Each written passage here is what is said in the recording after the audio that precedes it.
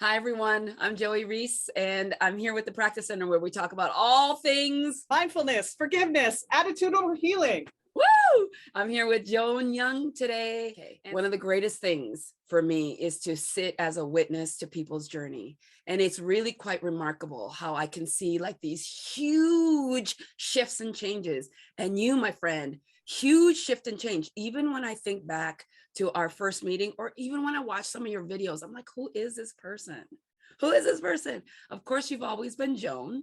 So I want to know who that is. But you're also this new version of Joan. And so I want to talk to you about what's happening for you, what you think about, how you feel, and what you're doing and not doing to make this transition or shift or whatever you would call this journey. So Joan, who are you? Tell us everything. I am a body worker and coach, a mindful forgiveness facilitator. Oh, that feels so crazy to say. If I could just go back to the beginning of this year and taking facilitation training class, and I was literally just taking, because that's what I do. I collect information. Joey was like, Joan, yes, you can shadow my class. And I was like, great, I'm just going to sit here and take all the notes I can. And then Joey said, hey, 5 minutes, you're teaching today's class. And I almost turned off my Zoom. So that's the good thing about Zoom. You could just click it off, nobody knows. And yet I just stepped into my greatness and just went. And it was the best experience I ever had. I didn't have to overplan. I didn't have to do anything. I just got to be.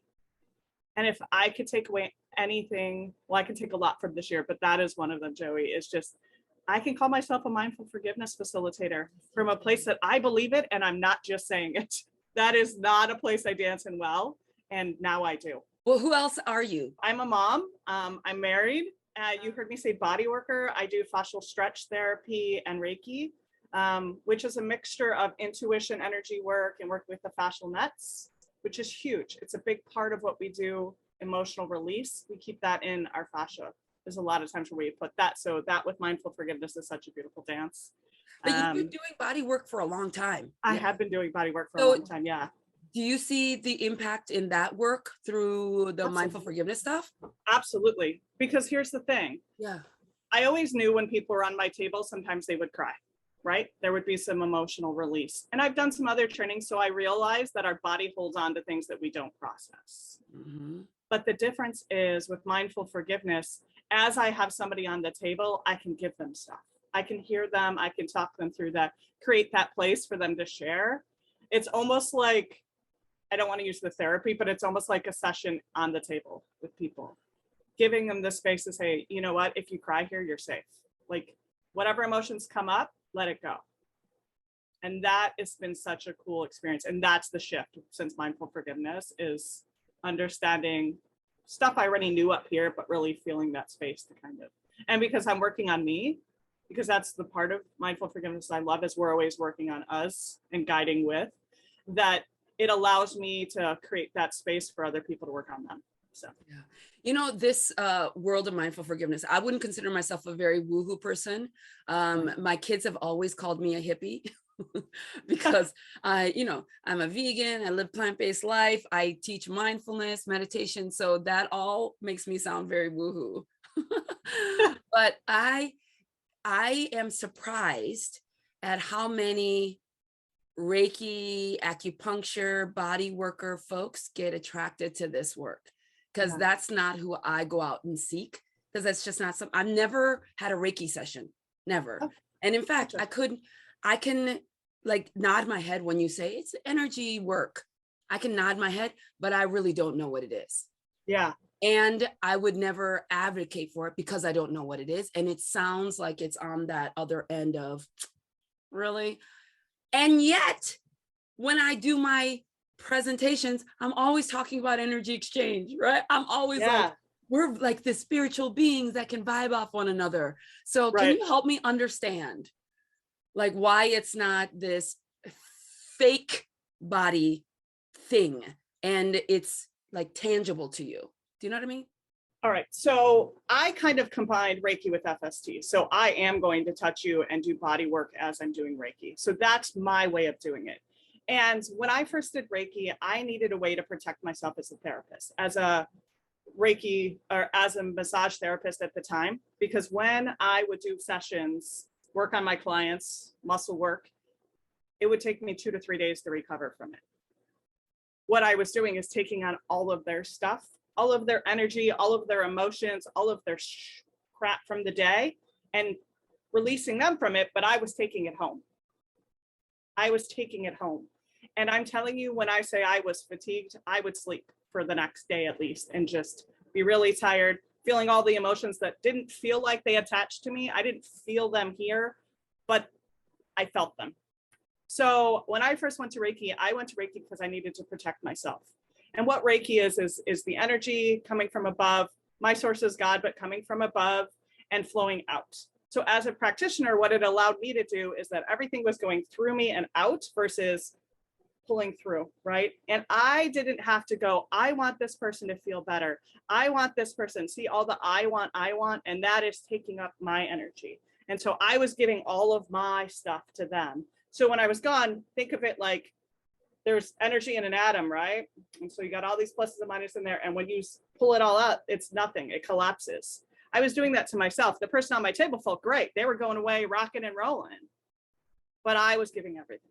So what Reiki is it allows the energy to go through me and out, right? So we know we're energy. We've talked about that in class. When I walk into a room with you, Joey, you can feel my energy. When you walk in the room, when we're laughing, we fill up, right? When somebody's got a really bad attitude or just stressed, that you can almost feel it vacuum out of the room. That's Reiki, or that's energy. And what Reiki does is allow the energy to flow through and go into your body and find those places where you're stuck. Things are stuck. Energy's not flowing. And that's what it does. It moves in, it finds those areas where the energy is not flowing. And so I also do distance Reiki, which is done distance. So that's a whole nother level. If you're still going, wait, I don't even understand Reiki, for me to sit here and tell you about distance Reiki, you're going to be like, okay. So when I do a Reiki session, I usually blend it in with my FST and end with Reiki. But anytime I'm touching you, you're going to feel the energy transfer, right? The energy is going to be flowing. Fascial stretch therapy. I do something of that and soft release technique. So that's what I do. It's an assisted stretching, but working with the fascial nets, traction and compression. Yeah. Every time I feel like, oh, this feels a little like we're getting into pseudoscience, or I think about the importance of, we are a thinking being, we are an emotional being, we are a spiritual being in a physical body. Yes. Well, we would need multiple things to keep us in alignment or keep us optimally. Like if we just focus on brain, you can see all the people who are brain heavy, right? Hoarding information, as you said at the beginning, hoarding info, they're not feeling good. Or people who are all about energy work, who aren't doing the thinking or the physical work. So it's the combination of it. That it is, it's the harmony of all of it, right? If you're too far one way or too from any way, it's that play in the middle. And we talk about that mindful forgiveness, right? It's that both ands. I'm thinking, out of all of the possible interventions and tools and skills and things that we can do to help ourselves feel better, we can focus more on the things that are working and be curious about that. And then if something doesn't feel like it's for you, then you just like, don't spend time there. Yeah. Right. That's the biggest thing, is like, you don't like it, that's okay. Yes. We can have different opinions, or you could say, you know what, Reiki's not my jam, I just like FST. Great. We can do that. I mean, take with you what serves you, leave what doesn't. Yes. So I want to know then now how you got here to this confident, centered, self-possessed person that I see today. I don't know that that was exactly who I saw when I first met you. Yeah. So if you could rewind and talk me through, who were you? Why were you attracted to a program or workshop called Mindful Forgiveness? Do you remember what you got out of it in the first kind of round? And then what possessed you then to be this facilitator? So my first Mindful Forgiveness class, I literally went because Kaipo and Aaron told me to go. That was it. Two people who I consider mentors and rocks in my life said, you should go to this. And I went, okay. And my first time through, I picked a story that what I thought was like a superficial story, like a story on top, but it was world changing to me. It was this grief that I had, this little grievance that I had been just retelling in my story, and I think I'd get over it and I forgave. But yet, anytime I was going to do a process with this person, it was still there. There was people in the room that knew this person, and I was like, Do I need to like change names? What do I want to do? I don't want to go super deep. I don't know these people, right? So I took that story and I went through the process, and it shifted me a ton, Joey. It shifted me so much that I now have a relationship with that person. And I'm not saying that's what mindful forgiveness is about, but this is somebody that I can now say that I trust. And before, I didn't trust them. Really? Because, I didn't know yeah. that this part of your journey. Wow. Yeah. So that was when I went through with Susan. That's where it started. And then I took a Judith class. And at the time I was, Judith, I would say Susan's class, I was 312 pounds. Just give you an idea, I'm 180 now. So, and I fluctuate between 175, 180. And so I took Judith's class and I said, you know what? And it was her letting shit go. Yeah. And I took that class, and it has a mindful forgiveness touch to it as well. And she's part of the practice center. And I said, you know what, I'm going to take myself on. And I took on the story about when I started to gain my weight back, because I've lost weight before multiple times. I'm like the queen of yo-yo. I was the queen of yo-yo. And I took myself on about, I need to heal that girl who I promised that I would never gain weight again. And I did. And I was so ashamed. And mindful forgiveness let me work through that process. And I have done it multiple times, because I did it with Judith, and then I did it again. And it was working that stuff that I was like, aha. And it's the self-forgiveness stuff that is my passion, because I was really good at forgiving other people. But yet the stories were still stuck, and I couldn't understand why. And they were stuck because I hadn't let go of the stuff I was beating myself up. Right. So for me, it's the shame of, why was I mad at somebody? Wow, you really hold grudges. Wow, the thoughts that go through your head about people, the self-talk to myself. I didn't need to hear it from other people. I beat myself up enough. Believe me, if you said something, I'd already beat myself up about it. And so a lot of times when people would trigger me, it was because they were just highlighting what I was already telling myself. So that little shame, I call it a little shame gremlin, I think Mucinex. And it creates these little rooms in my body that if I don't put a flashlight, all of a sudden. and if I don't create a light in that shame room it's built, it just like lives. And it's like partying, DJing down there, like, she's not gonna tell nobody. We're just gonna keep creating these wounds in me. And that was what self-forgiveness was for me. It was like acknowledging the shame and sharing it with people. Just speaking it out. Not only could somebody else hear it, I could hear it. And so that little monster, shame monster down there was like, meh, she's telling me I cannot have her room. I know it's funny. I'm a visual person, but that's the way I work. So yeah. So I could be present. Because as long as I was dragging all that shame with me, every time I made a mistake, every time I fell off the wagon, which I don't even like to use that anymore.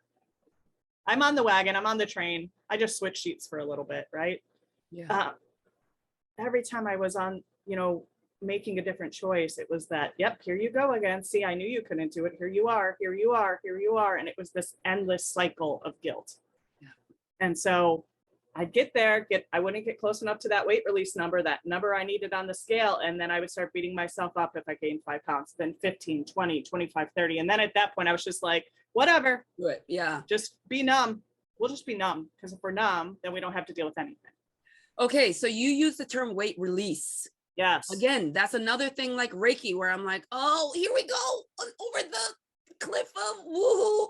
Okay. Why do you use the term weight release versus most people talk about weight loss, losing weight? So can you tell me if that's intentional, how you see it? It's absolutely intentional. And here's the thing. When you lose something, you find it, right? That little person inside of you says, I lost it. I need to go find it. And I don't want to find that weight anymore. I want to just release it into the ethers. It's just like the forgiveness, right? We want to release it, let it go. No, we're not going to sing today, but I just want to let it go and get it out. And when I say let it go, it's not let it go, put it in a box. It's release it. And so when I say weight release, that's what it's about. It's about releasing the weight. And weight to me is so much more than just pounds. Absolutely. It's the emotional, it's the stories, it's whatever it is that I'm just putting in my backpack or putting down there with the shame monster and just leaving. Right. It's And that's that what release. the Kaiser ACE studies, that's what it was all about. The adverse childhood experiences 10-question quiz came from folks who had lost 100 pounds or more, who had gained it back. And the doctor was like, what the heck is happening? And it's like, oh, it's not about the weight. It's about all of the other life stuff that happens that helps. And we're using, because I too, I'm coming from the world of releasing and having released many a pounds in my years, right? It's about our coping mechanism to manage emotions that we're not wanting to manage. When we are talking about releasing weight or healing, I think we have been programmed to want a quick fix, right? Yeah. You learn the thing and I'm healed. I do that activity, I'm done. But that's not how it goes, does it, Joan? No. And that's exactly it. It's exactly it. It's not like I got it all figured out now and this is why I'm here. Hello, every day I get to process what's coming up. The difference is I'm way more aware and I'm always going, okay, why do I have that rule? Well, first of all, what's hurting me about the rule? Like, what's hurting? Why is that bugging me? Why am I triggered? And being able to have the tools to go underneath and go, ooh, this value is not being met. I'm feeling like I'm not belonging. I'm feeling lonely. And for me, I'm putting food in my mouth to try to fill that void. Or I'm trying to numb those feelings and emotions so that I don't have to feel them. So because I'm sitting here as your witness to some of this, you lost weight or you released weight, you were still dealing with shame. Yeah. So it's not just like one-to-one thing. So can you talk a little bit about your video journey, what you observed in yourself as you were showing up in a different body? And like, at what point did you reach some level of equilibrium where you actually felt caught up to feeling good? Do you know? Yeah, I'll absolutely talk about. So I had posted a video on Facebook years ago and it came up in my memory and I shared it. And this girl was like on fire with like, my weight is my security blanket, blah, blah, blah. And she was just going. And as me here now present with all this weight released, where, back then I thought when I release the weight, everything will be great. I'll have it all figured out. It's all about the weight. Here I am at 180 going, I'm not confident enough to get on a camera. 312, rocking out a camera like my life is golden. 180, I don't know. I don't like the way I look. I'm not comfortable in my skin. I don't know how to do this. I've been way heavy. I know how to do big. I don't know how to do this because why? I don't have that security blanket, that food, that fat to keep me protected because, people won't even see me. They're already judging me. I don't care. But here I am at this size. And I struggled at first. Joey had asked me, Joan, will you do a video? And I was like, I don't want it. I don't want it. And it took me going, okay, what's coming up? Why am I not okay with the way I am today? And what was coming up? Well, it was coming up that I was ashamed of, one, not being in the number I thought I was going to be in. And two, here I am, thought this was the answer to everything and it's not. So the kick in the butt about like, shit, now what? You don't have your excuse. I don't have it's because I'm heavy. That's why. Right? Because back then that was the go-to. I can't do this because they won't want to see me because I'm so big. Right? And I was like, whatever, I'm going to be big and proud and whatever. Right? Because they already don't like me. And now I'm like, I'm in this new skin and I don't know how to show up here. What if people have more expectations of me here? So I'm the queen. I had the expectation of expectations. And what I mean by that is I assume that other people expect me to look a certain way. I am not that important. Okay. Let me just hear me. And it took me going, I'm not that important. And you know what? I am exactly who I'm supposed to be. I have a voice. I have a big personality. And if I decide to keep that from everybody because I'm ashamed that I'm not looking the way I want to look, or don't know how to dress and clothes this size, don't know what to do, then I'm really being selfish. I'm cutting people off from that person who was able to share so authentically. Yeah. And now I'm like, I don't know what to do. Yeah. I don't know how not to be the fat girl. Wow. And so Joey and I had this conversation. She's like, okay, I was going to do a weight release class. I told her, she's like, great, you should do one. And then I was like, I don't know. I'm in my own stuff. I have shame around not being great at what I'm doing. I've released all this weight. You know how hard it is to have everybody tell me how awesome I am and how great I look because they haven't seen me since 312. Oh my God, you look amazing. You look amazing. You look amazing. And I'm like beating myself up. Yeah, but they don't know that you just had sugar yesterday. They don't know that currently you're really addicted to sugar. They don't know that you haven't exercised in 3 weeks. If they knew that, they wouldn't say congratulations. If they only knew they could only really see me, they wouldn't. You're feeling it even right now as you talk about it. Oh yeah. Yeah. Like say a little bit more about that. Like, what is that about? What comes up for you as you're talking about this, like right now? It's the shame. It's the embarrassment. It's the like sadness of still after all of this, not loving myself enough to one, accept myself for who I am and to not be so hard on myself, but also to set the boundaries with myself and care enough to keep them. Yeah. Tell myself that when I commit to doing this, I love myself enough to hold that commitment. And right now, I feel like I'm in this wishy-washy, like, meh, I'm going to say I'm going to do that, but I don't feel like doing that today, so I'm not going to do it.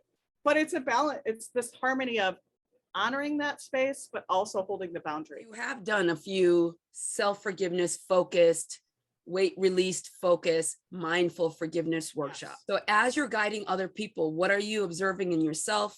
What have you learned, or what do you see in others? Are you seeing yourself in this story, this exact thing that you said? Are you seeing that in other people? What do you think about that? I know I like to do combo questions, so any piece of that you want to answer. Yeah, so the biggest thing with me is that's who I attract. It is the funniest thing. When people join your class, I attract those people who get to do the self-forgiveness work, who think they're stuck in a story and they think they've forgiven. And it's that underlying self-forgiveness, the guilt about either it's why they were there or why they were so mean and why are you so rude? Whatever it is, it's that self stuff. And so what I see in my classes, I have a lot of people that come for the regular mindful forgiveness class, and the self-forgiveness is what blows the center off. And for me, every time I'm in a class, it's that one more step.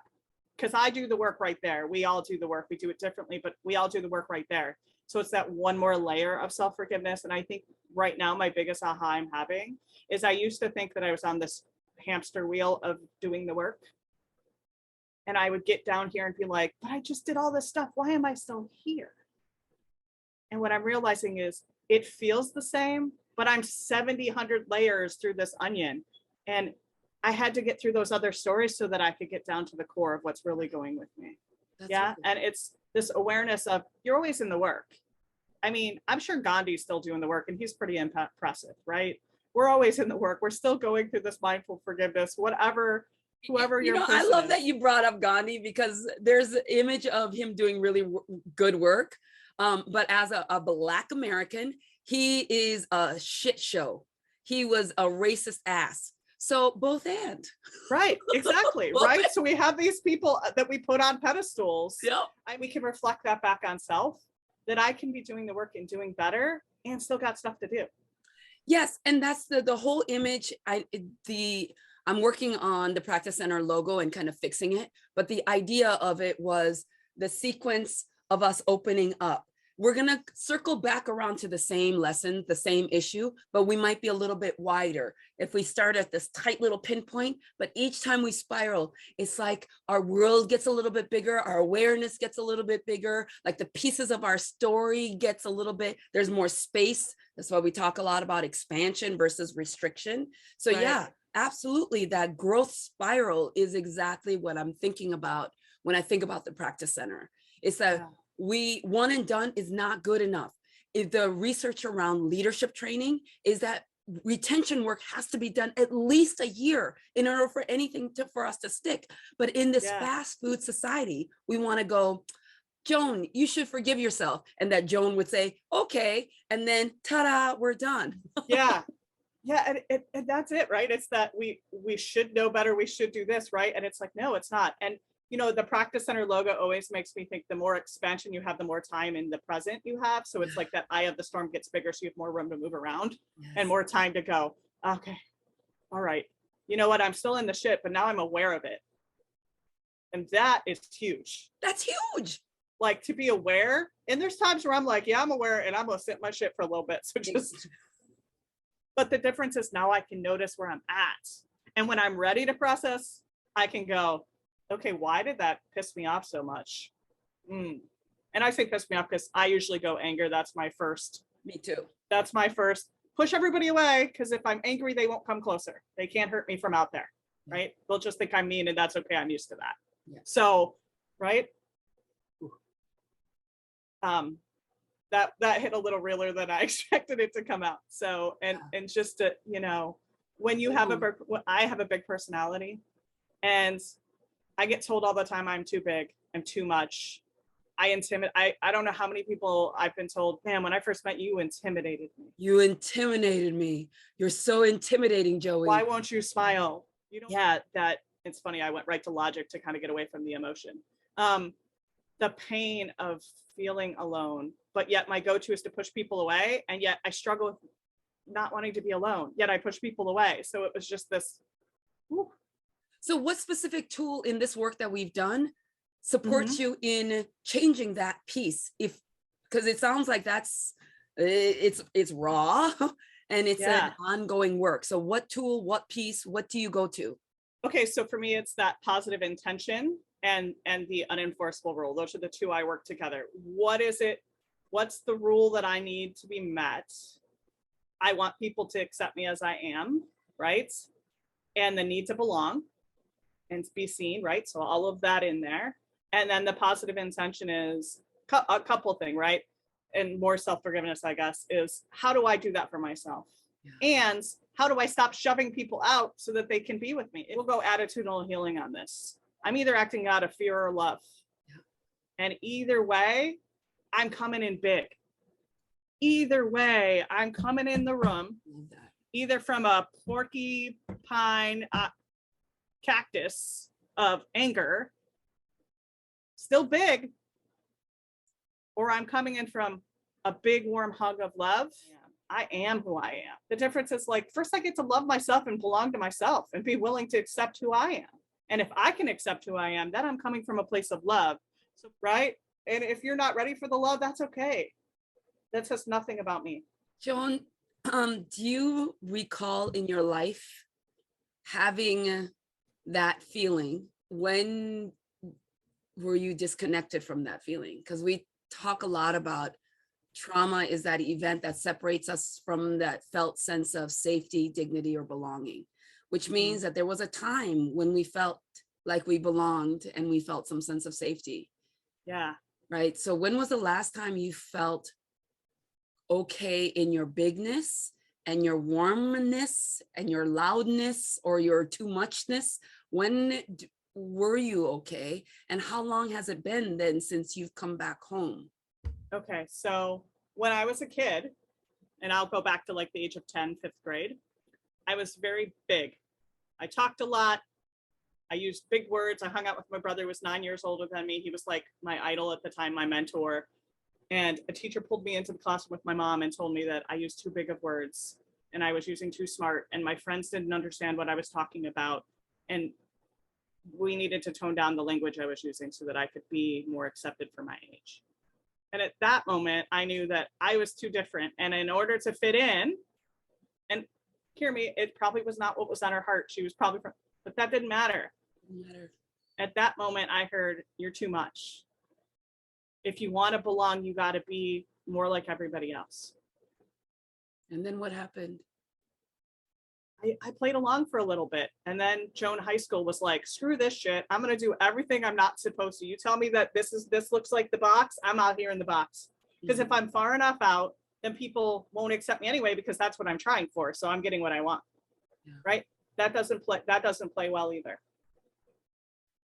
I would say Joan in her 20s, like mid-20s, businesswoman Joan probably started to go, this is who I am. I'm great at what I do. But then I attached it to career. I was going to start at every company at the bottom, and I was going to blow the roof off of it. I was going to get farther than I could because I didn't have a degree and I was a woman. I was going to do whatever I could to blast it off. But then when I left corporate and we moved to Hawaii, I lost that identity. And I still struggle with that today. I have this foot in needing to go back to work for somebody else. it's probably been the past 2 years where I've started to find myself and just go, either way, I'm big personality. And God put me here to be this way. Like, these are my gifts. Yeah.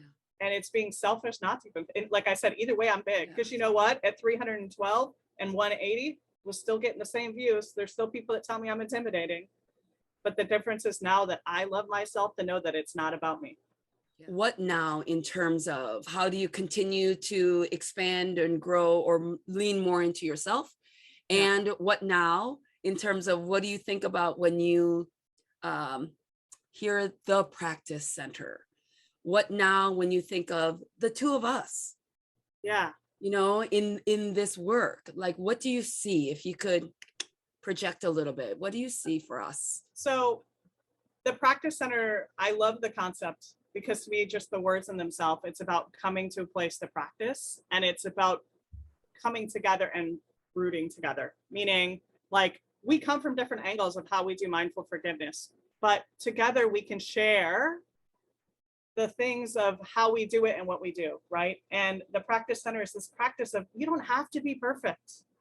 And for me, that's huge. It doesn't have to look, it's always a practice. It is a cycle of practicing.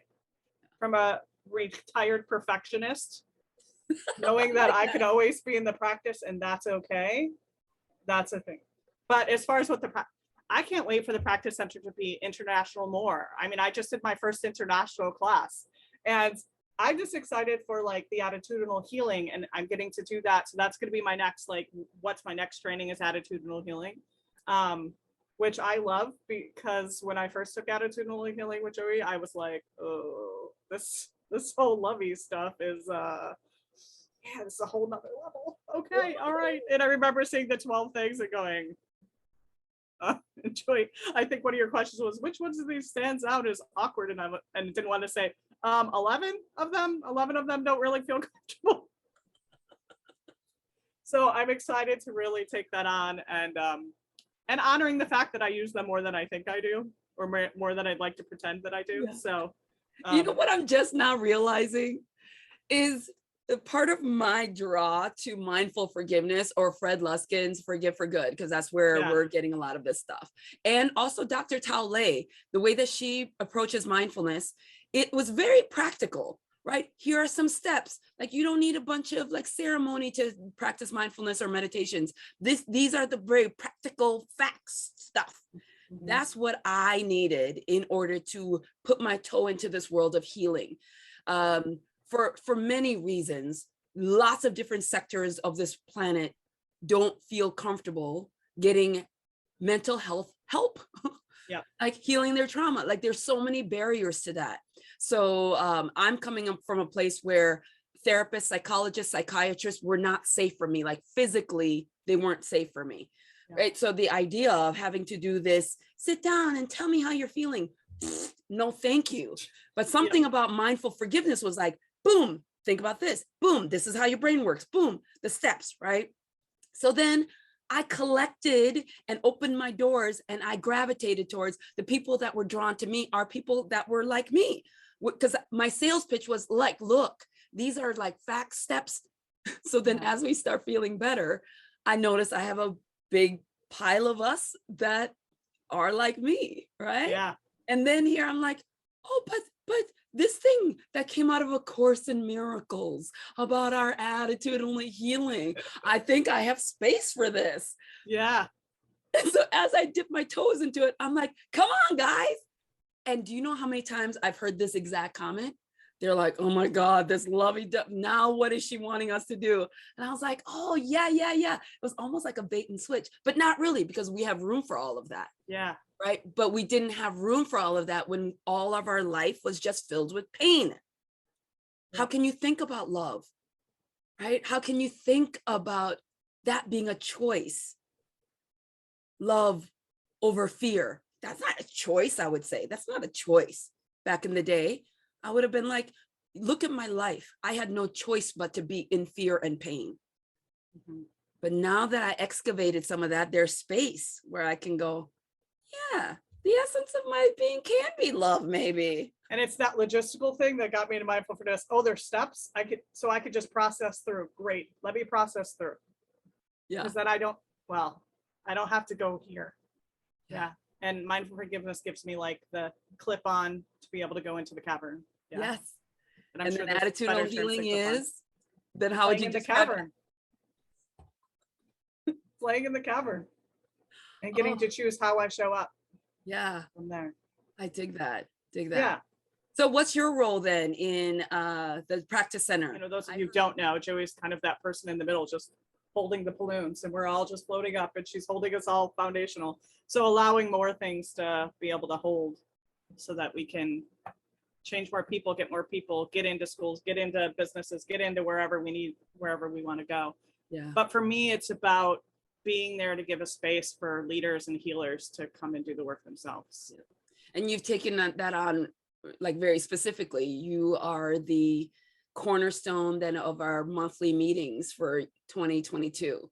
Yeah. Tell me what you think about that, or how you feel about, or what that might look like. I mean, for me, it's a place, it was a place for me that I could come every month and stay in it. So when I was in my stuff, and for me, I show up when I want to run the meeting. And so when I wasn't feeling like doing classes or didn't feel enough to do a mindful forgiveness class, because that's usually my stuff, gives me that class to show up to every month. Like, okay, but I committed I'm going to come every month. And when my commitments, I do better at committing to other people. So people will miss me if I don't come. Yeah. And it allows me to fill up. So that's why I was like, I'd love to do that. I'd love to show up to class. And I'm practicing not having to plan everything and it having to be perfect. So it's about just I'm just holding the jar for people to come and play. Thank you for doing that. Thanks for stepping up. I think a lot of folks I've heard from saying, oh, thank goodness. Oh, I didn't want to have a hole in that calendar space. So thank you for that. What do you think was missed that you want to share? I think that's everything. I mean, we talked about like what people who I'm attracted to for my class and who I'm focused on. It's people that want to work self-forgiveness.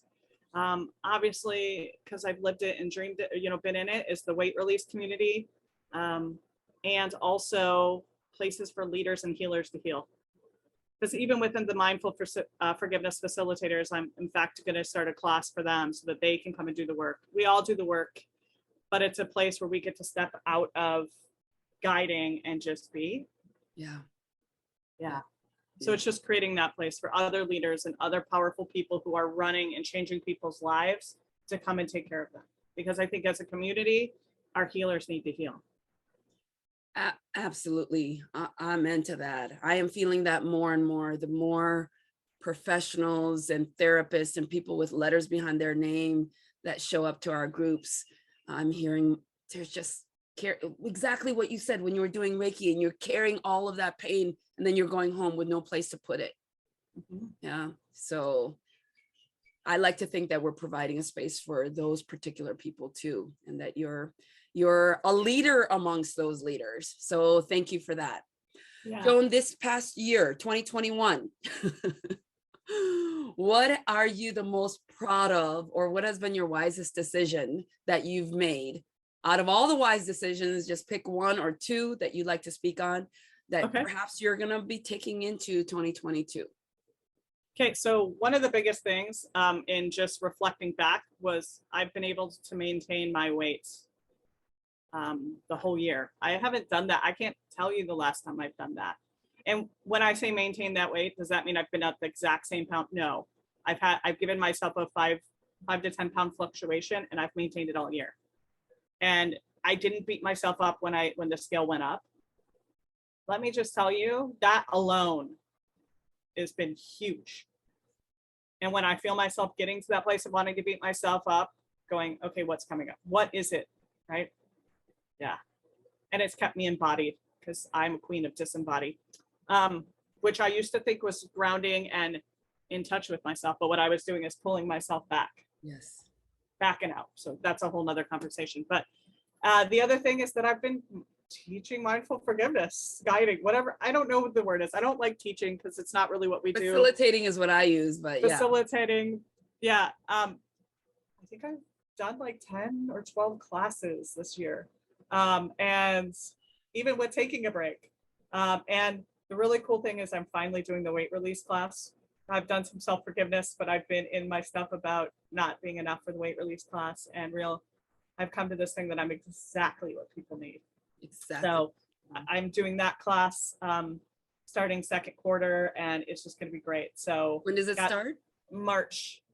First week in March it starts. Yeah. So very specifically, the folks who might want to come to the self-forgiveness weight release class, like what will they get from that? Who would best be served from that class? Who are you holding space for? Can you be as specific as you can? Yeah. So I'm holding space for people who have played the yo-yo game, have that shame, blame, with guilt about where they currently are in their actual body, what their body looks like, whether it be they've released the weight and it's still not comfortable, or they haven't started and they're uncomfortable.